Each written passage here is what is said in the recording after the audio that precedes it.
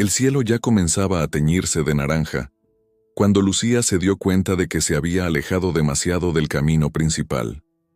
Las colinas de la dehesa extremeña parecían todas iguales a esa altura, y lo que debía ser un atajo para llegar más rápido a casa de su tía en Robledal, se transformó en una trampa silenciosa. El mapa que llevaba doblado en el bolsillo de los vaqueros ahora estaba húmedo por el sudor de sus manos nerviosas. Lucía se ajustó la mochila a la espalda y miró a su alrededor. La vegetación retorcida del campo parecía observarla, y el viento tibio susurraba entre las hojas secas. No había rastro del camino, solo un terreno pedregoso que se extendía por todas partes. Su cantimplora ya estaba casi vacía, y la tarde avanzaba demasiado rápido para su gusto. Solo un poco más, murmuró para sí misma, mientras caminaba hacia una pequeña elevación, desde donde esperaba avistar alguna señal de civilización. El suelo parecía firme bajo sus pies, hasta que, en un instante, dejó de estarlo. El grito se le quedó atascado en la garganta cuando sintió su cuerpo caer. Fue todo tan rápido que apenas tuvo tiempo de entender lo que sucedía. Sus manos arañaron tierra y raíces en el intento desesperado de agarrarse a algo. Un golpe, sordo, agua helada en las rodillas, y luego el silencio opresivo.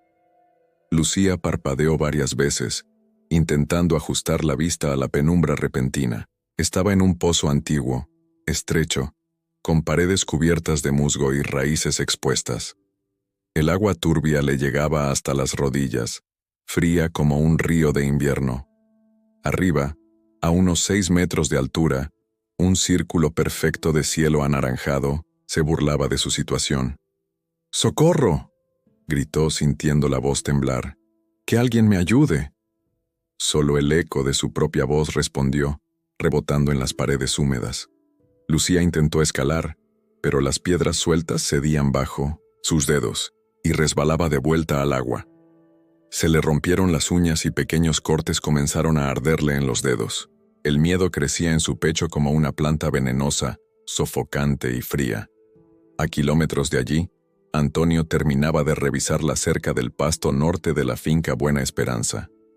A sus 35 años, conocía aquellas tierras como la palma de su mano encallecida.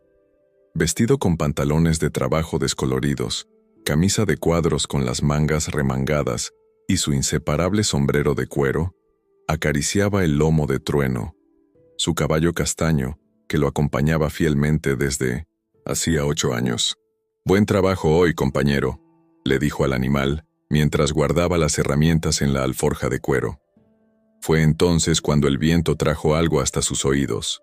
Un grito lejano, casi imperceptible, pero cargado de desesperación. Antonio se quedó inmóvil, intentando identificar la dirección del sonido.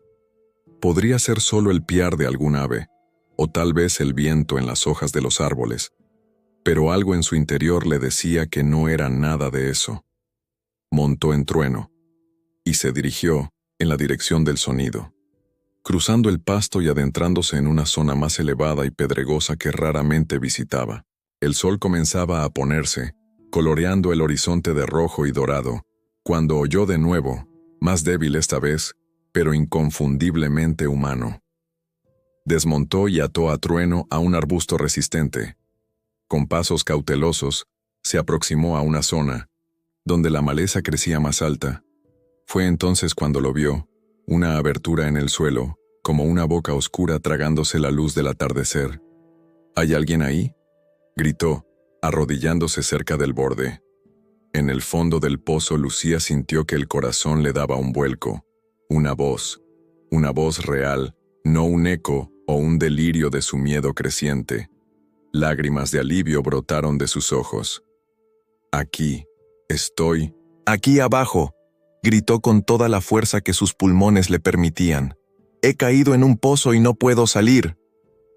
Antonio se acercó más al borde, y en el fondo de la oscuridad vislumbró un par de ojos brillantes que reflejaban el último rayo de sol. Evaluó la situación con la calma de quien ya ha enfrentado muchas emergencias en la vida solitaria del campo.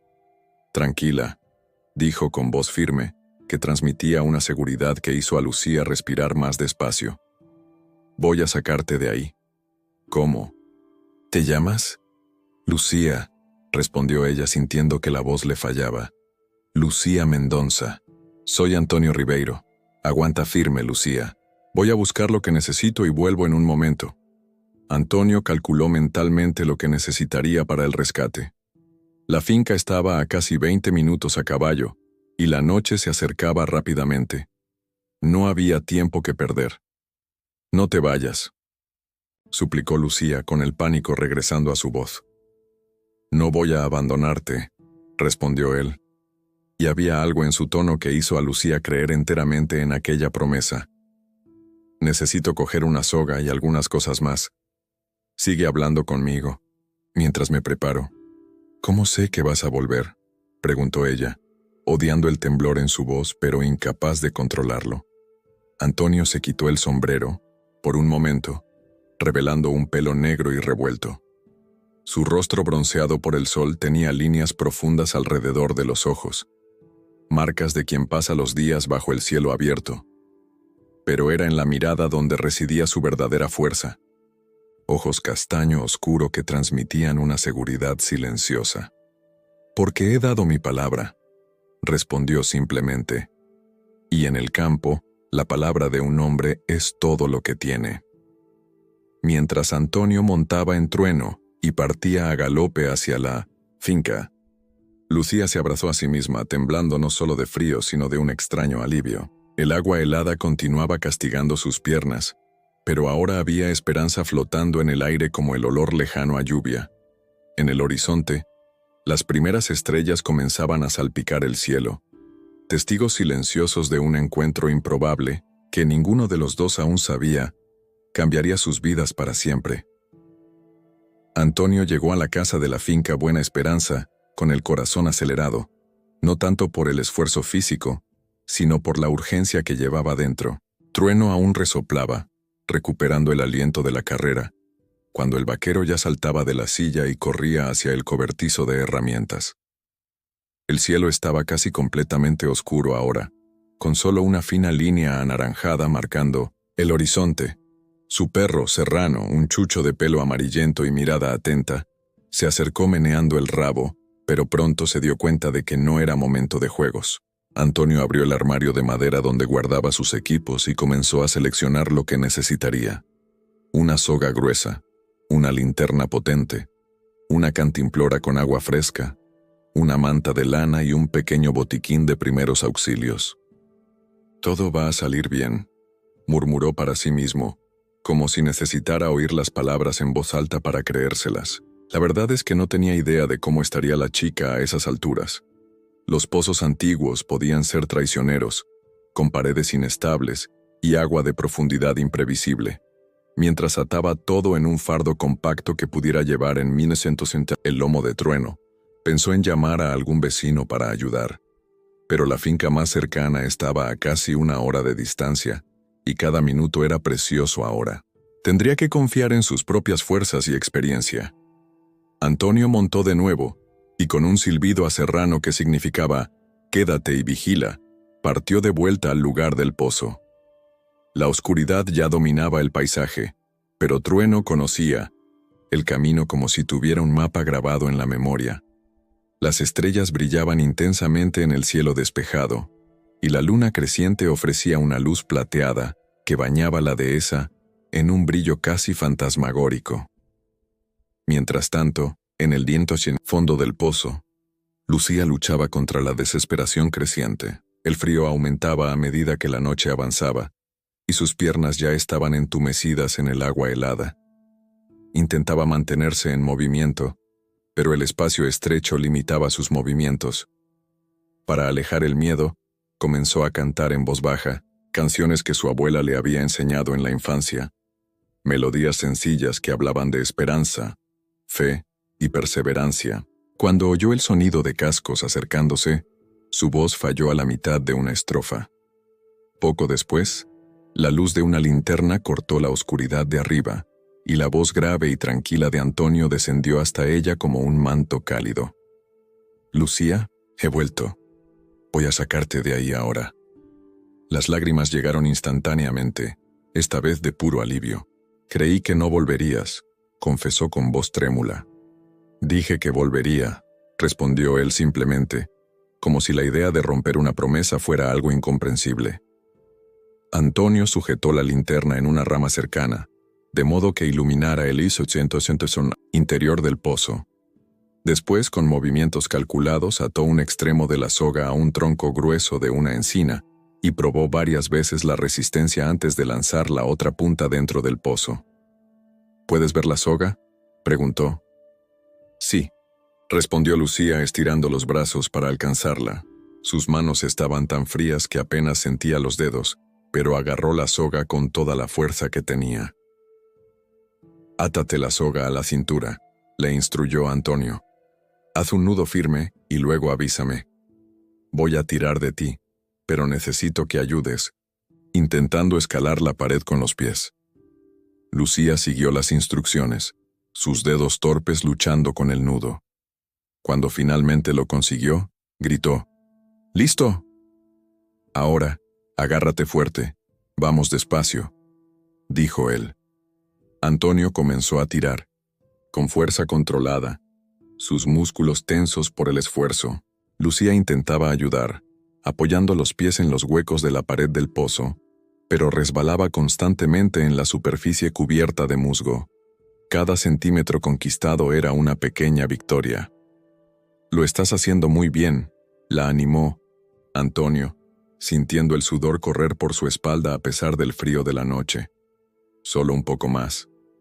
Después de lo que pareció una eternidad, las manos de Lucía finalmente alcanzaron el borde del pozo. Antonio soltó la soga y la agarró por los brazos, tirando de ella hacia la seguridad con un último esfuerzo. Ella cayó sobre la tierra firme, jadeante y temblorosa, mientras él rápidamente desataba la soga de su cintura. Por un momento, se quedaron allí, recuperando el aliento, ella tumbada en la tierra y él arrodillado a su lado.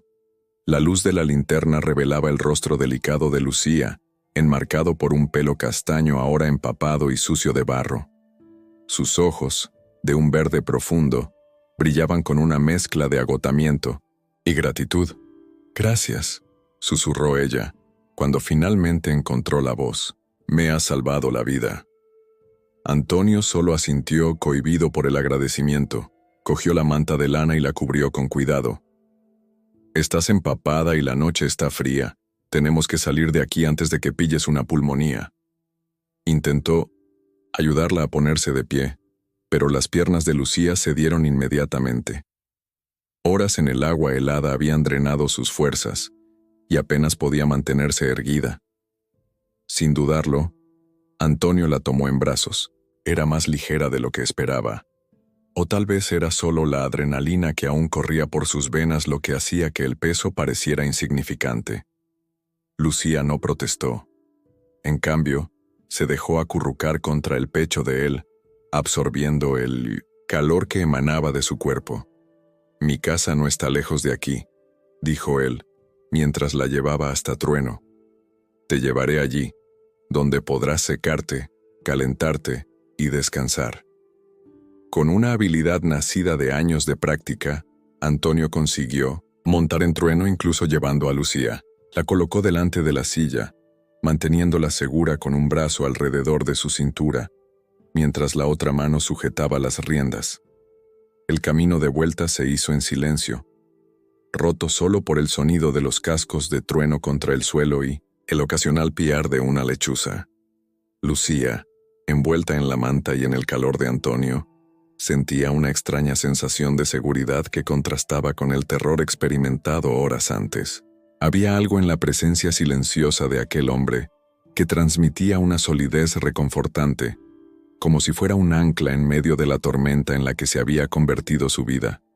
Cuando finalmente avistaron las luces de la finca, Lucía sintió una oleada de alivio tan intensa que casi la hizo llorar de nuevo. La casa era sencilla, de piedra con tejado de barro, pero en ese momento parecía el lugar más acogedor del mundo. Serrano vino a recibirlos, ladrando animadamente hasta reconocer a su dueño. Antonio desmontó con cuidado, todavía llevando a Lucía, y la llevó dentro de la casa. El interior era modesto, pero limpio y ordenado. Una sala pequeña con un sofá de cuero gastado, una mesa de madera oscura con 4 sillas, y una cocina de leña que dominaba un rincón de la cocina integrada. «Voy a encender el fuego», dijo él, colocándola suavemente en el sofá. «Necesitas entrar en calor». Mientras Antonio alimentaba la cocina de leña con astillas secas, Lucía observaba cada uno de sus movimientos, todavía intentando procesar todo lo que había sucedido. Hacía solo unas horas. Estaba perdida y desesperada, segura de que moriría en aquel pozo olvidado. Ahora, estaba en la casa de un extraño que había arriesgado su propia seguridad para salvarla, sin pedir nada a cambio. El olor a café recién hecho llenó la casa, mientras Antonio removía la cuchara en la cafetera de hierro sobre la cocina de leña. Lucía, ahora vestida con una camisa demasiado grande y unos pantalones de algodón que él le había preparado, se sentaba en una silla cerca del fuego, envuelta en una manta de retales hecha a mano. Su pelo húmedo se secaba lentamente, formando ondas suaves que enmarcaban su rostro aún pálido. «¿Azúcar?», preguntó Antonio, su voz grave rompiendo el silencio cómodo que se había establecido entre ellos. «Sí, por favor», respondió ella, observándolo servir el café en 2 tazas, de peltre azul, desgastadas por el uso. Sus movimientos eran precisos, sin desperdicio, como los de alguien acostumbrado a hacerlo todo solo. Cuando le entregó la taza, sus dedos se rozaron brevemente, y Lucía sintió un escalofrío que no tenía nada que ver con el frío. Sujetó la taza con ambas manos, dejando que el calor penetrara en su piel todavía fría. El primer sorbo fue, como un bálsamo, fuerte, dulce y reconfortante. «Este es el mejor café que he tomado en mi vida», dijo ella, con una sonrisa sincera. Antonio se sentó en la silla de enfrente sujetando su propia taza. Una leve sonrisa casi imperceptible curvó la comisura de sus labios.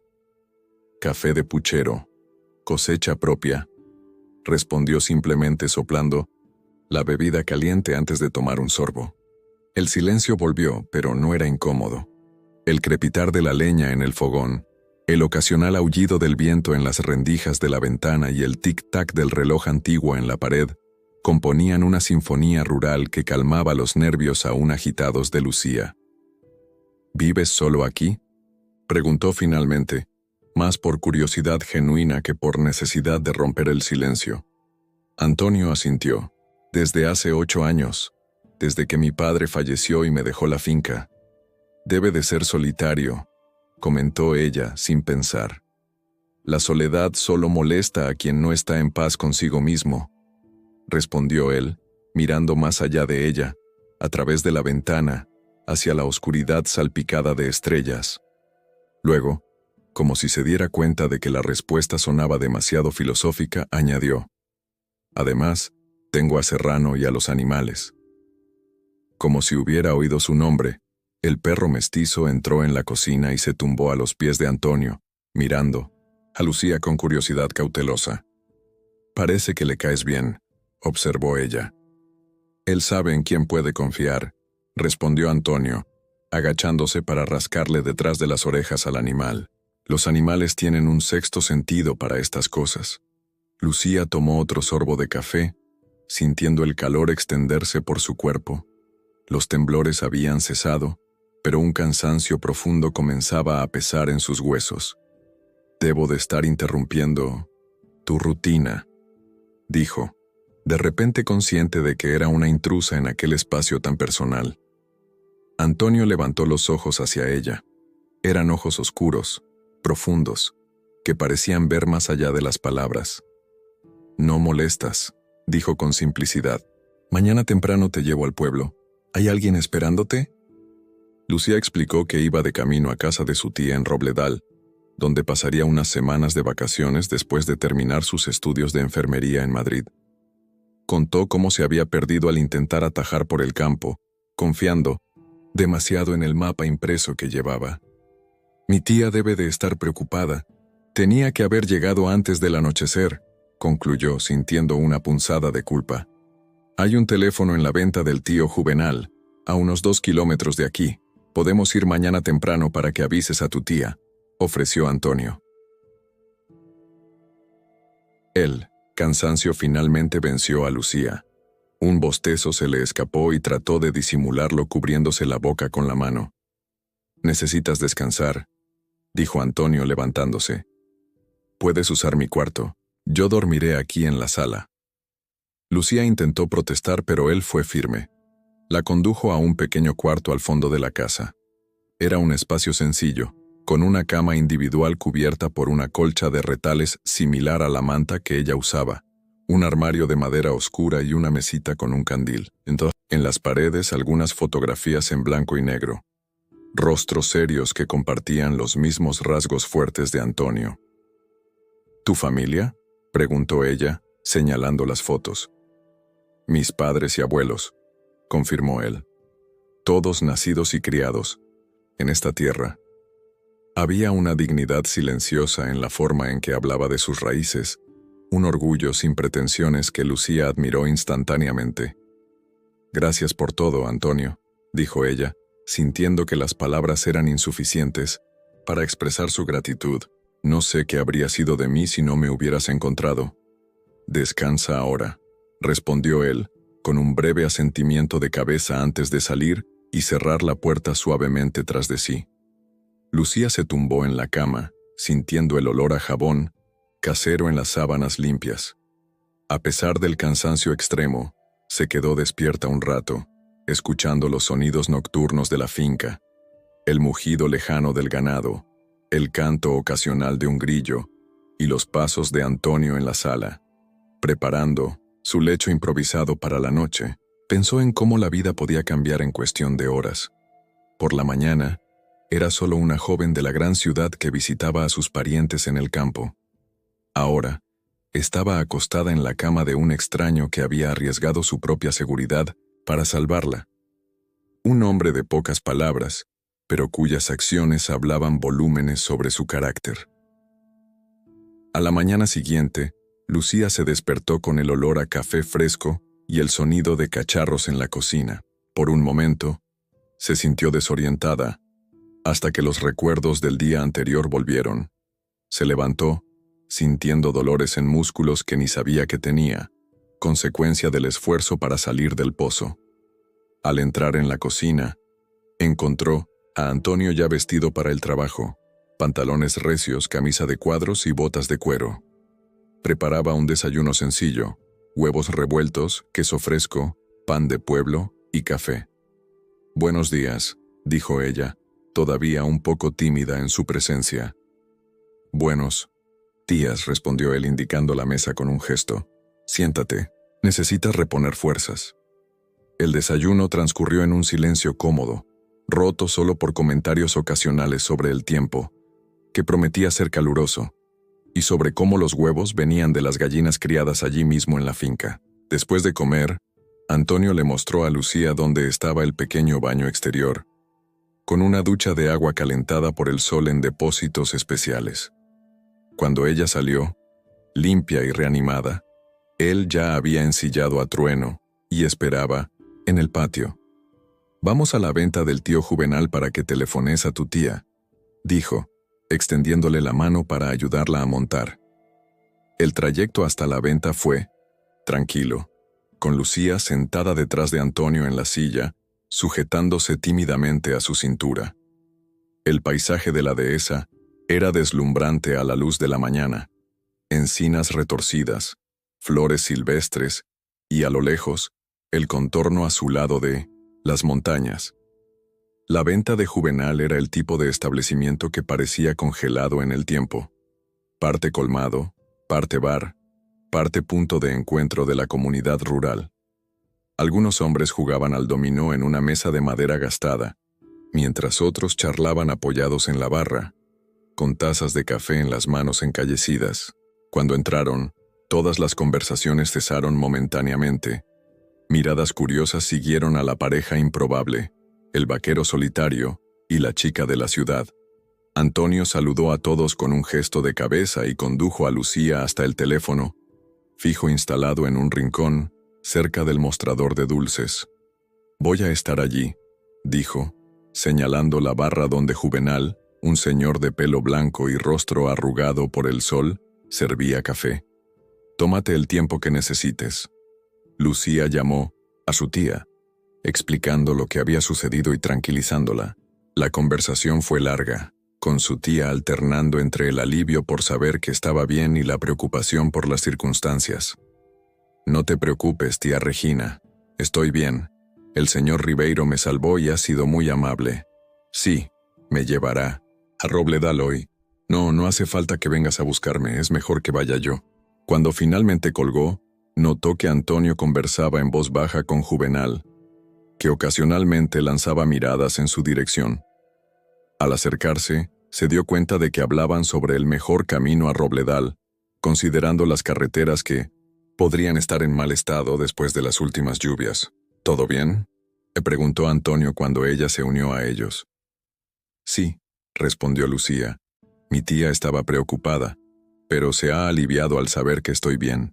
Vive a la salida hacia la Puebla. ¿Conoces el lugar?». Antonio asintió. «Lo conozco bien. Podemos salir después de comer, si te parece. Tengo algunas cosas que resolver en la finca antes». Fue así como Lucía acabó pasando unas horas más en la finca Buena Esperanza. Mientras Antonio cuidaba del ganado y arreglaba una cerca rota, ella se ofreció a ayudar con pequeñas tareas en la casa. Barrer el porche, fregar las tazas del desayuno, dar de comer a las gallinas en el corral. Después de alimentar a las gallinas, Lucía observaba el horizonte desde el porche de la casa, admirando cómo el sol de la tarde pintaba los árboles retorcidos con tonos dorados. Era un mundo completamente diferente del Madrid que conocía, con sus edificios, bocinas y el ritmo acelerado que nunca paraba. Aquí, el tiempo parecía fluir de manera diferente, más alineado al movimiento de las nubes y al ciclo del sol. Antonio regresó del pasto montado en Trueno, con el sombrero protegiendo su rostro del sol fuerte. Había algo en la forma en que se movía, una confianza tranquila, una armonía con la tierra que lo sustentaba, que Lucía no podía dejar de admirar. Desmontó con un movimiento fluido, como si hombre y caballo fueran partes de un mismo ser. «¿Te gusta el pollo de corral?», preguntó él, quitándose el sombrero al acercarse al porche. «Pensé en preparar uno antes de llevarte a Robledal». «Me encanta», respondió Lucía, sorprendida por la invitación implícita. «¿Puedo ayudar en la preparación? Me siento un poco inútil solo esperando». Una leve sonrisa pasó por los labios de Antonio. «Nunca he tenido ayuda en la cocina. Podría ser interesante». En la pequeña cocina, Antonio se reveló como un cocinero habilidoso, moviéndose con la misma eficiencia que demostraba en el campo. Mientras él limpiaba y cortaba el pollo, Lucía pelaba patatas y boniatos para acompañar. El espacio limitado los obligaba a trabajar cerca, sus cuerpos ocasionalmente rozándose en una danza improvisada que dejaba en el aire una tensión suave e inexplicable. «¿Dónde aprendiste a cocinar tan bien?», preguntó ella, observándolo, aderezar la carne con hierbas frescas del huerto. «Mi madre me enseñó», respondió él tras un momento de vacilación. «Después de que ella enfermó, empecé a preparar las comidas. Decía que un hombre no debe depender de nadie para alimentarse bien. Parece que fue una mujer sabia». «Lo era», asintió él, y algo en su voz cambió, volviéndose más suave. «Falleció hace 12 años. Cáncer. Luchó hasta el final, como siempre hizo en la vida». Lucía notó una fotografía enmarcada en la pared de la cocina, una mujer de rostro sereno, pelo oscuro y la misma mirada profunda de Antonio. «¿Es ella?», preguntó gentilmente. «Sí, doña Concepción Ribeiro, la mejor persona que he conocido». Mientras el pollo se cocinaba lentamente en la cocina de leña, llenando la casa con un aroma irresistible, se sentaron en el porche con tazas de café. Serrano se tumbó a los pies de Antonio, pero con la cabeza apoyada cerca de Lucía, como si ya la considerara parte de aquel pequeño círculo de confianza. ¿Y tú, familia?, preguntó Antonio, rompiendo su habitual silencio. Lucía le habló de sus padres, que regentaban una pequeña librería en Madrid, y de su hermano menor que estudiaba agronomía. Habló de su recién terminado curso de enfermería y de sus planes de trabajar en el campo, donde los profesionales de la salud eran más necesarios. Siempre quise marcar una diferencia en la vida de las personas, explicó ella. En la gran ciudad, te conviertes en una cara más en la multitud. Aquí tu trabajo realmente importa. Antonio asintió, comprendiendo perfectamente ese sentimiento. Es por eso que nunca me fui de aquí, ni siquiera cuando mi padre insistió en que estudiara en la capital. Esta tierra, estos animales, todo esto depende de mí. Hay un propósito en ello. El almuerzo se sirvió en la mesa de la cocina, iluminada por la luz que entraba por la ventana abierta. El pollo de corral guisado lentamente con patatas y boniatos estaba delicioso. Comieron en un silencio cómodo, ocasionalmente roto por los elogios de Lucía a la comida.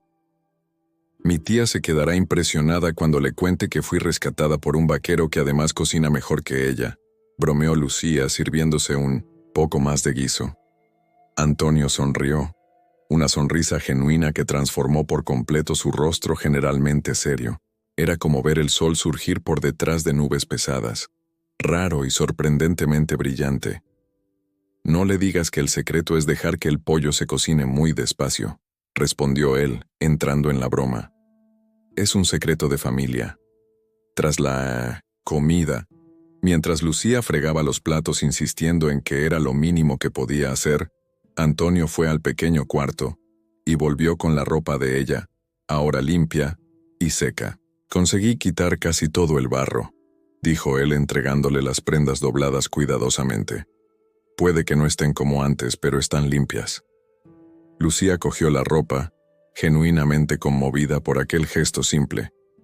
Gracias. Piensas en todo. Voy a preparar a Trueno para el viaje. Podemos salir en media hora si estás lista.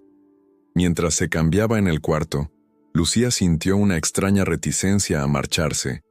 En menos de 24 horas, aquella casa sencilla, con su olor a café fresco y madera antigua, se había convertido en una especie de refugio. Y su dueño, con sus gestos simples y palabras medidas, en una presencia que inexplicablemente la hacía sentirse segura. Cuando salió del cuarto vestida con su propia ropa, encontró a Antonio en el porche, mirando al horizonte. Había algo en su postura, una cierta soledad que parecía formar parte de él tanto como sus ojos oscuros o sus manos encallecidas.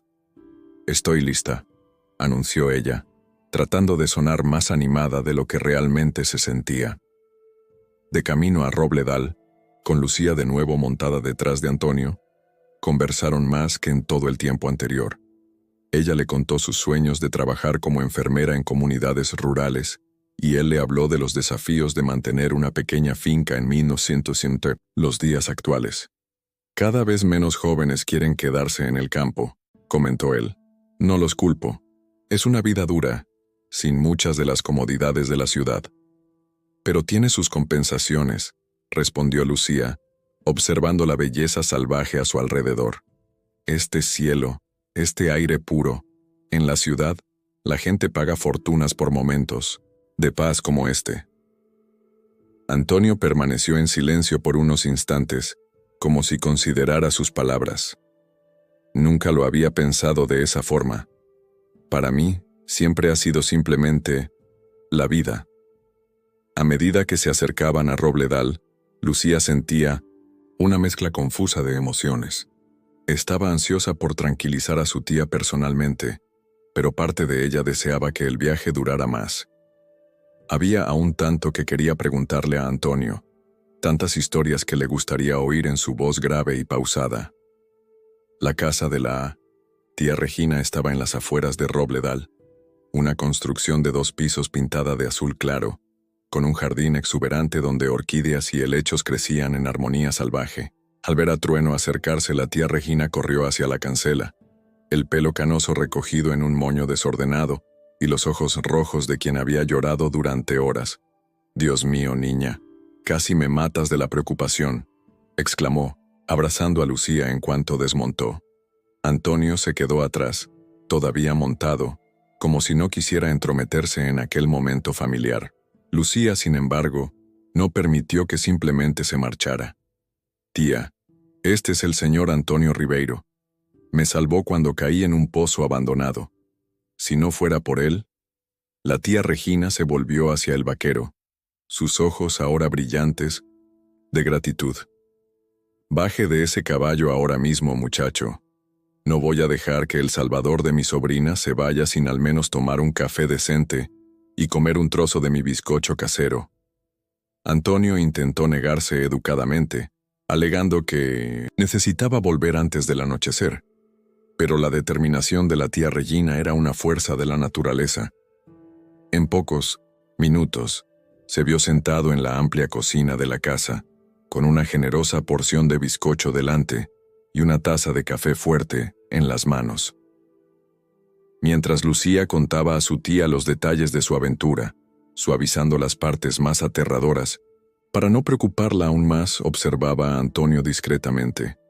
Parecía fuera de lugar en aquel ambiente, sus hombros anchos tensos en la silla delicada, sus manos ásperas sujetando la taza de porcelana con un cuidado excesivo, como si temiera romperla. Cuando finalmente consiguió despedirse, ya con el sol comenzando a bajar en el horizonte, Lucía lo acompañó hasta la cancela. «Gracias por todo, una vez más», dijo ella extendiéndole la mano. Antonio miró su mano por un momento antes de estrecharla brevemente. «No ha sido nada». «Ha sido todo», corrigió ella, sosteniendo su mirada.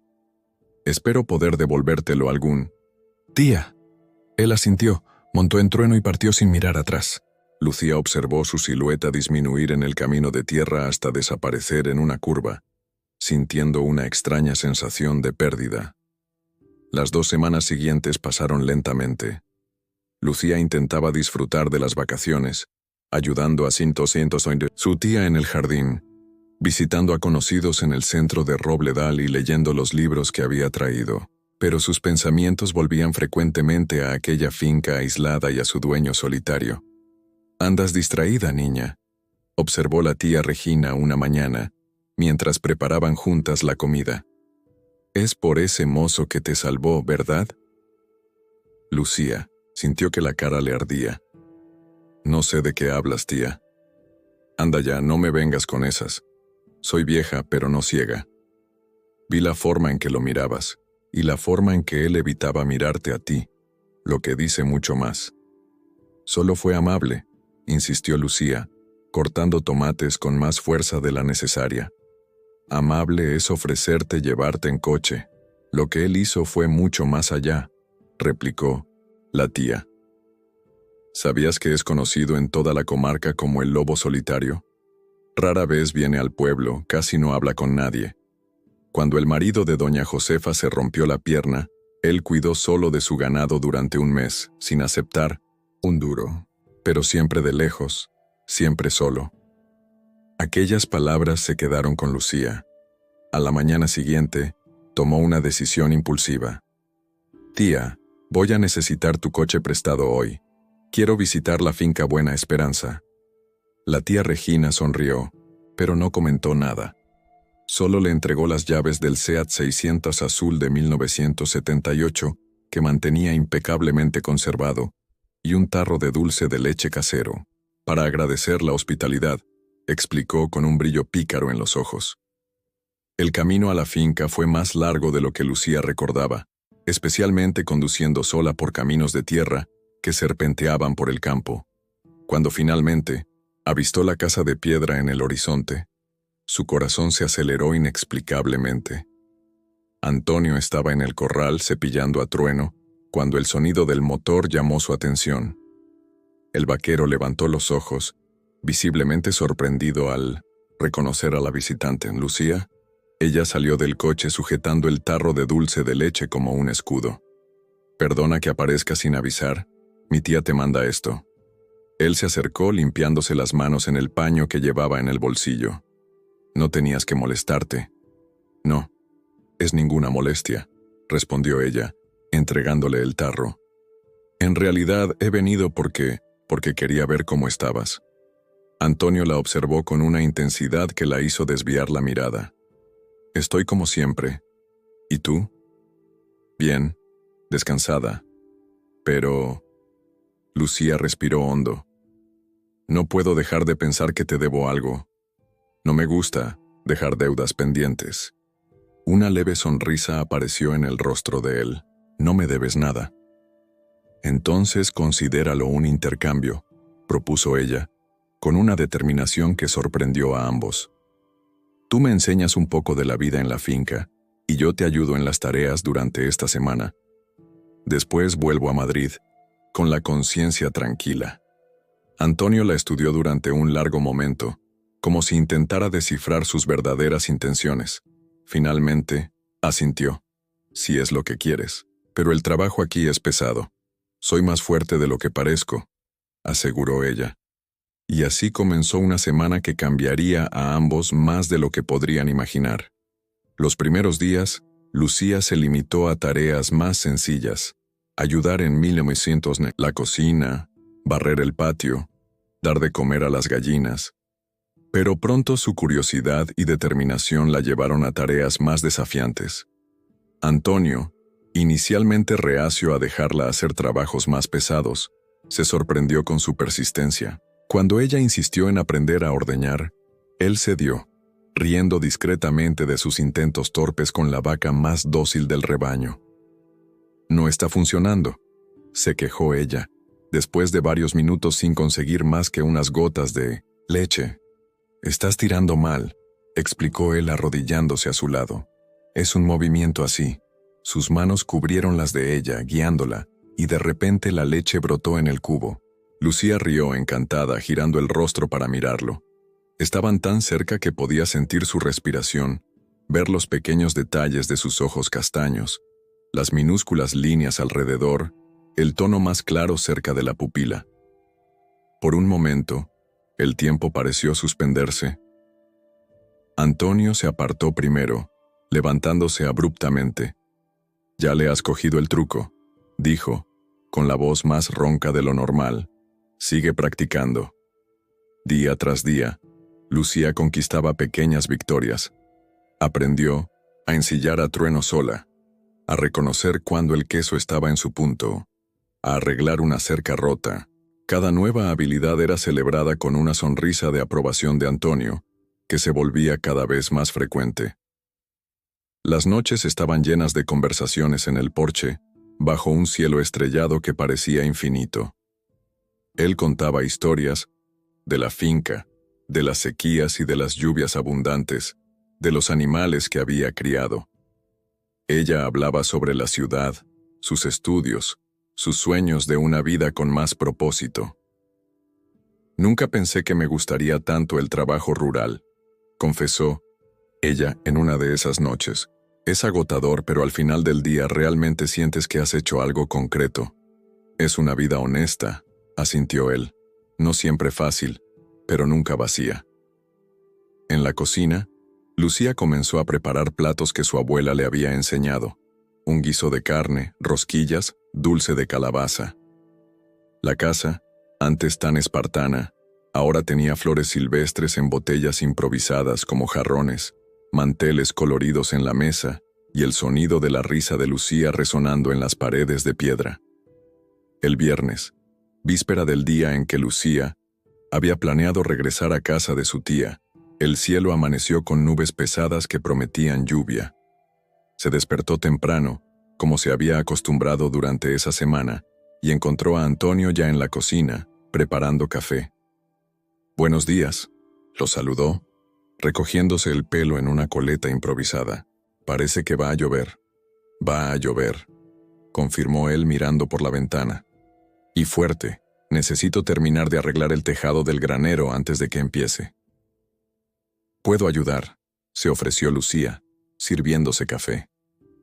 Él la observó por un momento, como si todavía se sorprendiera de su disposición para el trabajo pesado. Será peligroso con el tiempo cambiando. Mejor quédate aquí.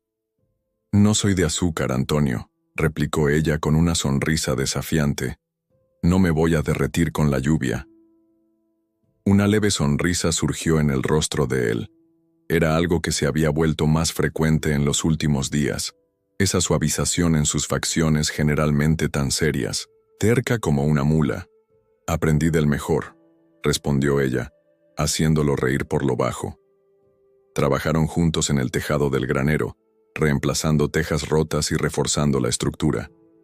Las manos de Lucía, antes tan delicadas, ahora exhibían callos incipientes y pequeños arañazos que ella consideraba con un extraño orgullo. La semana de trabajo físico le había dado un tono dorado a su piel y una nueva fuerza a sus músculos. Terminaban de guardar las herramientas cuando oyeron el sonido de un motor acercándose. Un jeep verde descolorido apareció en el camino, de tierra levantando polvo.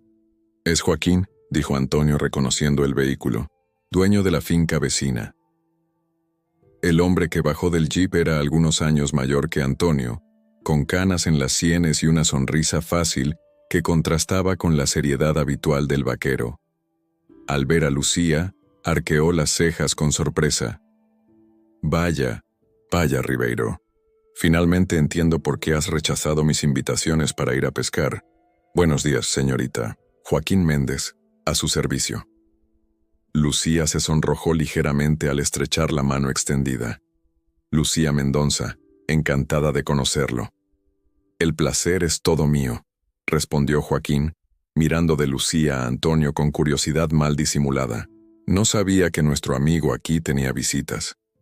«La señorita Lucía solo está de paso», aclaró Antonio, su tono más seco de lo habitual. «Vino a agradecer un favor que le hice». «Ah, sí, debes de ser la chica del pozo», exclamó Joaquín, chasqueando los dedos como si hubiera resuelto un enigma. «El pueblo entero está hablando de cómo nuestro lobo solitario se transformó en héroe de cuento de hadas». Lucía miró a Antonio confundida. «¿Lobo solitario?». Joaquín rió, aparentemente ajeno al creciente malestar de Antonio. «Es, como lo llama la gente por aquí, siempre a lo suyo apenas viene al pueblo. Cuando supimos que había rescatado a una chica de un pozo, pensamos que era un cuento de doña Josefa, que todo lo exagera. Pero veo que es verdad. ¿Has venido por algo en concreto, Joaquín?», interrumpió Antonio claramente, deseando cambiar de tema. «Ah, sí. Vine a avisar de que el puente del arroyo está casi cediendo con las últimas lluvias. Si necesitas ir al pueblo en los próximos días, mejor usa el camino del cerro». Mientras los hombres conversaban sobre rutas alternativas y pronósticos de lluvia, Lucía observaba a Antonio con nuevos ojos. Así que era así como la gente lo veía, como un solitario, distante, casi una leyenda local. El hombre que ella había conocido esa semana, sin embargo, era mucho más complejo. Amable a su manera contenida, paciente al enseñar, dueño de un sutil sentido del humor que solo se revelaba en los momentos más inesperados. Después de la partida de Joaquín, un silencio incómodo se instaló entre ellos. Las primeras gotas de lluvia comenzaban a caer, pesadas y espaciadas, anunciando la tormenta inminente. «Vamos a entrar antes de que apriete la lluvia», dijo Antonio, sin mirarla directamente. En la seguridad del porche, vieron la lluvia transformarse en una cortina densa que emborronaba el paisaje. Los truenos retumbaban a lo lejos, y los relámpagos ocasionales iluminaban el cielo oscurecido. «¿Por qué la gente te llama así?», preguntó Lucía finalmente, incapaz de contener la curiosidad. «¿Lobo solitario?». Antonio permaneció en silencio tanto tiempo que ella pensó que no respondería. Cuando finalmente habló, su voz era más baja de lo normal, casi perdida en el sonido de la lluvia. «Porque es lo que soy. Siempre he preferido la compañía de los animales y de la tierra. La gente lo complica todo. Aún así, me salvaste», observó ella. Te arriesgaste por una completa desconocida. Él se encogió de hombros como si fuera algo sin importancia. Cualquiera habría hecho lo mismo. No, Antonio, no es verdad y lo sabes. Lucía se giró para encararlo directamente. Eres más de lo que la gente piensa, más de lo que tú mismo crees ser. La mirada que él le lanzó estaba llena de una vulnerabilidad que jamás le había permitido ver antes. Por un breve momento, las defensas que mantenía erigidas parecieron bajar, revelando a un hombre que, bajo la apariencia rústica y las pocas palabras, escondía una profundidad de sentimientos que pocos sospechaban. «Ves cosas que no existen, Lucía», dijo él, pero sin convicción. «Veo exactamente lo que existe», rebatió ella suavemente. «Un hombre bueno que, por alguna razón, ha decidido esconderse del mundo». La lluvia se intensificó, convirtiéndose en una verdadera tormenta. Un trueno particularmente fuerte hizo temblar la casa, y las luces parpadearon antes de apagarse, por completo. «Se ha ido la luz», constató Antonio levantándose. «Voy a encender los candiles». A la luz dorada y trémula de los candiles de queroseno, la casa adquirió una atmósfera casi mágica. Las sombras danzaban en las paredes, y el sonido de la lluvia en el tejado creaba una melodía constante y reconfortante. Prepararon juntos una cena sencilla con lo que había en la despensa: arroz, judías ya cocidas que solo necesitaban calentarse, y chorizo ahumado. Comieron en la mesa de la cocina, conversando en voz baja, como si temieran romper el encantamiento de aquel momento suspendido en el tiempo.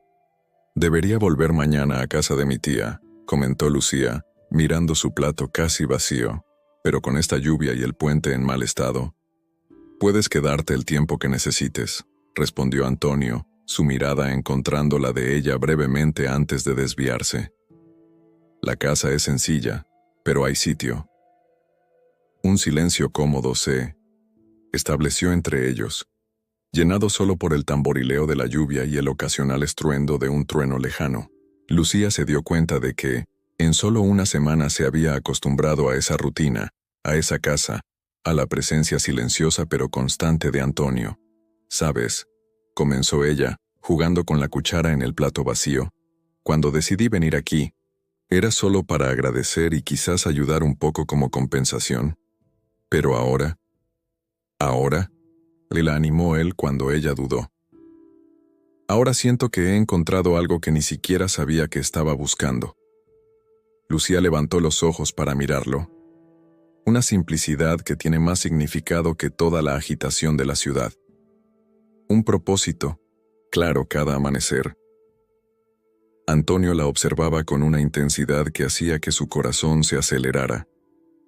«La vida aquí es dura, Lucía. No tiene las facilidades a las que estás acostumbrada». «Quizás estaba cansada de las facilidades», respondió ella, sosteniendo su mirada. «Quizás necesitaba descubrir de lo que realmente soy capaz». Un trueno especialmente fuerte sacudió la casa, haciendo temblar el candil. Afuera, la tormenta alcanzaba su apogeo, pero dentro de aquellas paredes sencillas se había establecido una extraña calma. La calma que precede no a una tormenta, sino a una revelación largamente esperada. «Mi autobús para Madrid sale el 1900 lunes», dijo Lucía, su voz poco más que un susurro. «Debería estar en él». Antonio permaneció en silencio, su rostro parcialmente oculto por las sombras danzantes. Cuando finalmente habló, su voz tenía una cualidad nueva, casi vulnerable. «Si quieres, aquí tienes un sitio». Así de simple, sin grandes declaraciones ni promesas elaboradas, solo una oferta honesta, directa como todo lo que él hacía. Lucía sintió algo cálido expandirse en su pecho. No la emoción pasajera, de una pasión repentina, sino algo más profundo, más permanente. «Me gustaría», respondió ella, con la misma simplicidad. Esa noche, mientras la tormenta se calmaba gradualmente afuera, algo nuevo nacía dentro de la sencilla casa de piedra. No era solo el comienzo de un romance, sino el reconocimiento de dos almas que, de alguna forma improbable, Habían encontrado en la otra exactamente lo que necesitaban. Él, la alegría y el calor humano que tanto tiempo faltaban en su vida, solitaria. Ella, un propósito y una conexión con la tierra que la ciudad jamás podría ofrecer.